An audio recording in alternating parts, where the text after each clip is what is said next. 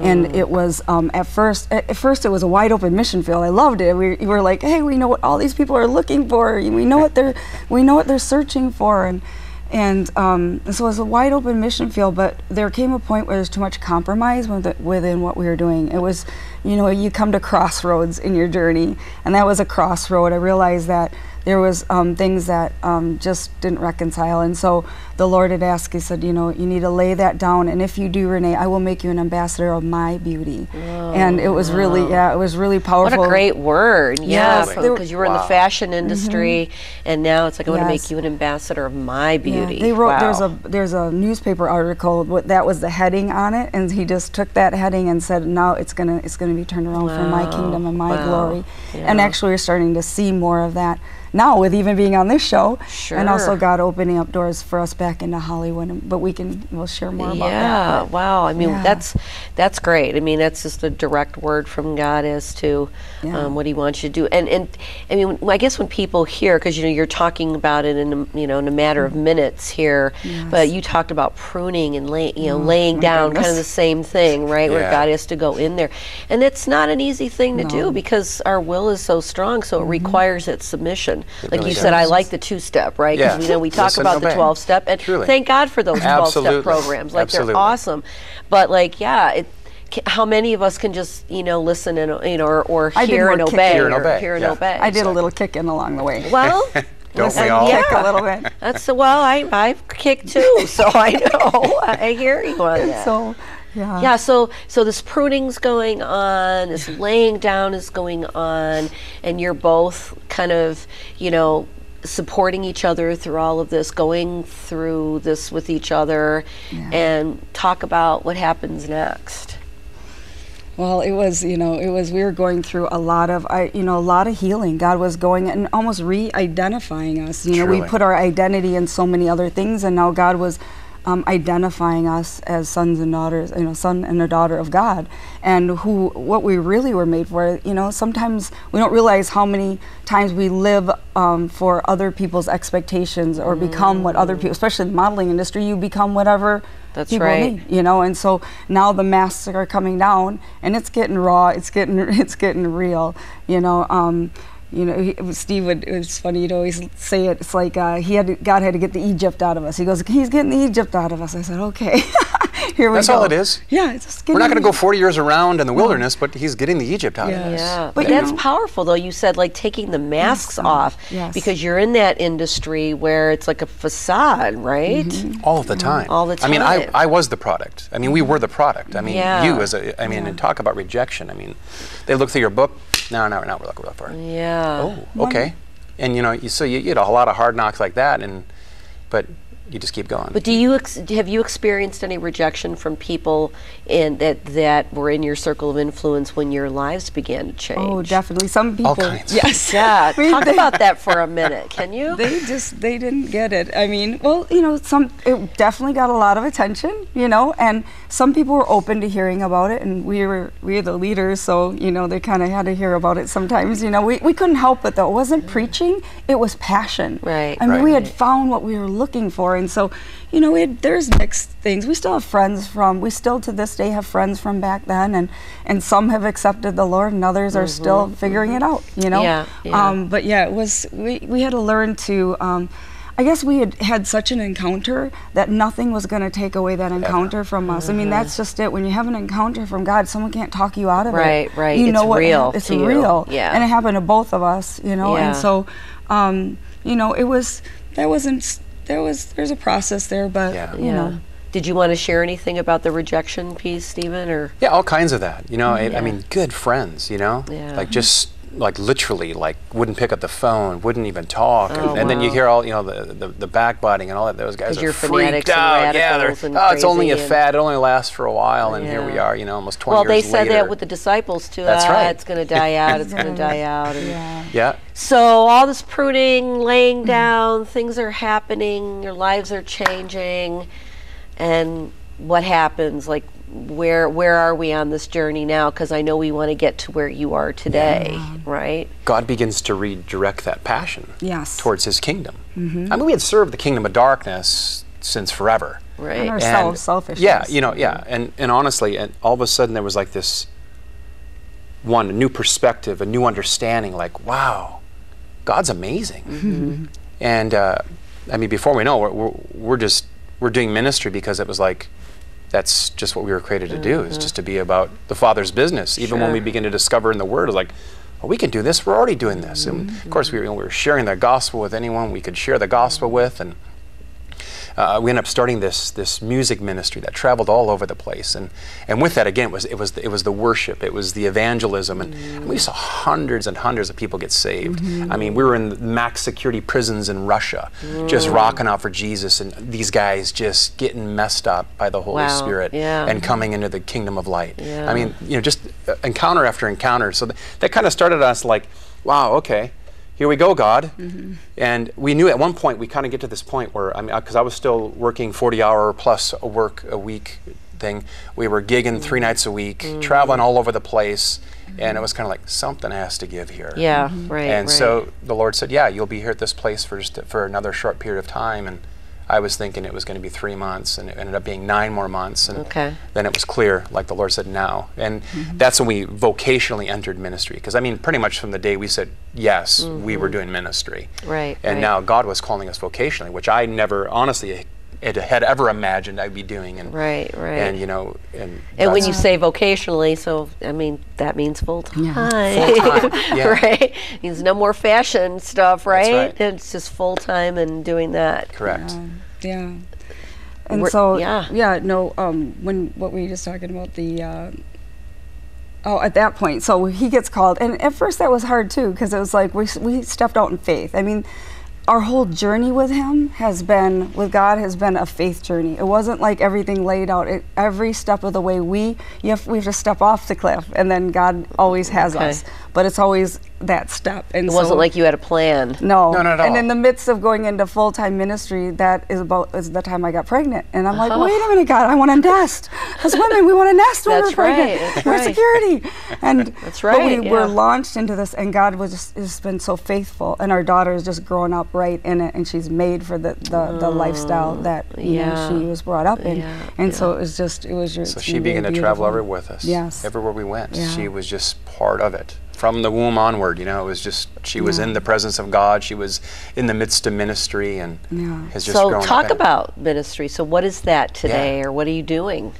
Oh my goodness. Well, it's all right. Give us a little bit at a time. About 5.5 years ago, we were working with another ministry, and we really felt like that time was done, that season was done, and the leadership blessed us and sent us on our way. So Rene and I and our daughter Elizabeth, the 3 of us just gathered in our living room, and we just began to seek the face of God. We'd gone on a 40-day fast and just really seeking his face, and he'd kind of given us a download, and we thought it was going to happen a lot faster, of course, because that's the way I operate. Yeah, that's how we think, right? I'm type A, full steam, let's go, I got it, let's go. And it was clearly not that, but we had just spent this time in our living room just seeking God, and he just began to birth this thing within our living room, and then another couple joined us, and then another couple joined us, and then another couple joined us, and we thought, whoa, maybe this is it. Maybe this is what we're supposed to be doing. And out of that kind of birth this worship, prayer, just community thing that just began to happen. And from there, then we launched in, and we found this little laundromat. Right? This was all in Wisconsin. This was all in Wisconsin in Madison. Okay. Oh, yeah, and we had known, I mean, in that place of prayer and worship, we would just encounter God's presence. That same presence would come. And so we realized that, you know, in that posture of prayer and worship, that's what would happen. And really, even the people we were journeying with, we got so close with. Because when you start to pray with people, worship people, you see them through God's eyes. You start to see yourself more through God's eyes, and you see other people. And you start to see people the way God sees them. And so in the living room, that was really cultivated. Yes. And then the Lord started speaking to us about wanting it to have a place in downtown Madison, which was... it just so happened to be on one of the biggest party streets in downtown Madison. Okay. So Madison is one. It's the state capital. So we have the government. There's 4 major hospitals, and then we've got the University of Wisconsin. You know, the Badgers. Okay. There's 42,000 students.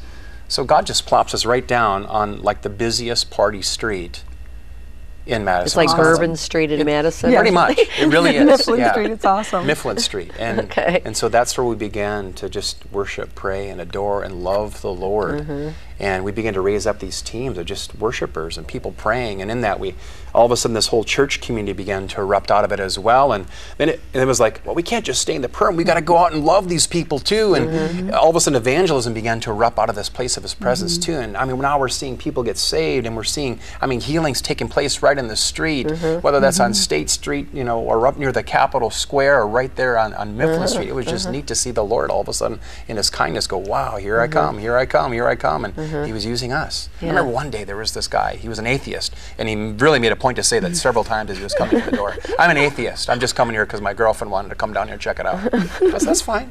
I said, why don't you go sit in here for a bit, but before you leave, let me just talk to you. And so he sits in there, and an hour and a half later, the dude's on the couch weeping. Oh my God. And I see him get up. I said, okay, now. And I said, so what was going on? He goes, this is really weird. And I said, what's weird? He goes, it was like my eyes were opened up. God's real. I said, yeah, He is. And in a moment, we prayed for him. He received the Lord and came in an atheist, left a Christian. Oh my gosh, wow. Yeah, it's been amazing because as we have just said, we're going to host God's presence in our city.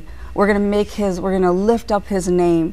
And it's no small thing when we lift up the name of Jesus in our home, in a community, in downtown, or wherever we are, it's powerful. And so since we've been doing that, not only are we seeing people getting encountered in the streets, because we had so much faith for that, because God had pursued us, right? He pursued us outside the four walls. So we had a lot of faith, and we know He does that. But also we're seeing major things changing. And on Mifflin Street, all kinds of changes in our city there. Yeah. So are you in a location there, or you It used to be a old laundromat. Oh, okay. Yeah, it used to be laundromat and tanning salon.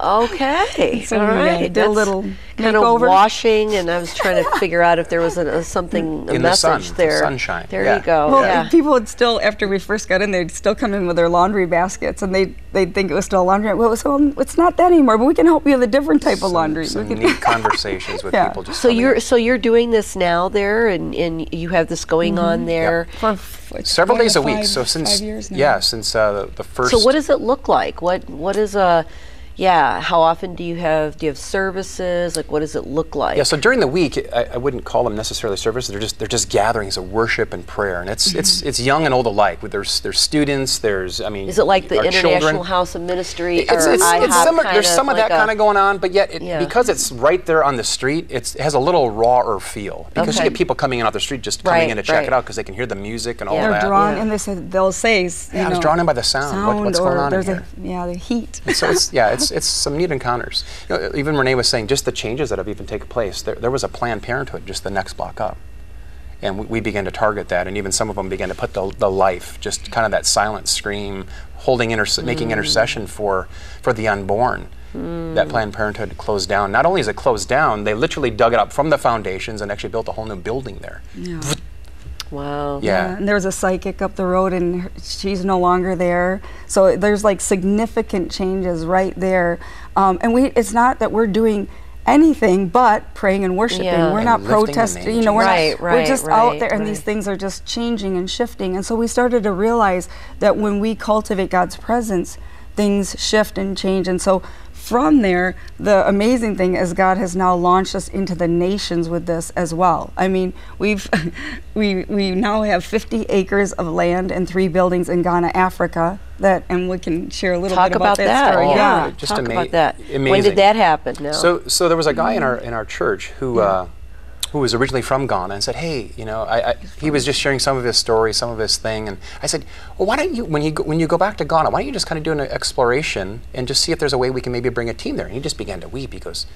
He basically had this whole bucket list of things he wanted, and one of them is that a church that would fully embrace his nation. And so we brought a team back there, and while we were there, we went up into his village area. And protocol, you have to actually meet with the village elders, the chief, the kings, all of those. It's kind of just part of it, and explain the reason for your coming. So we're in this gathering, and end up praying for the king of that region, and he gets healed.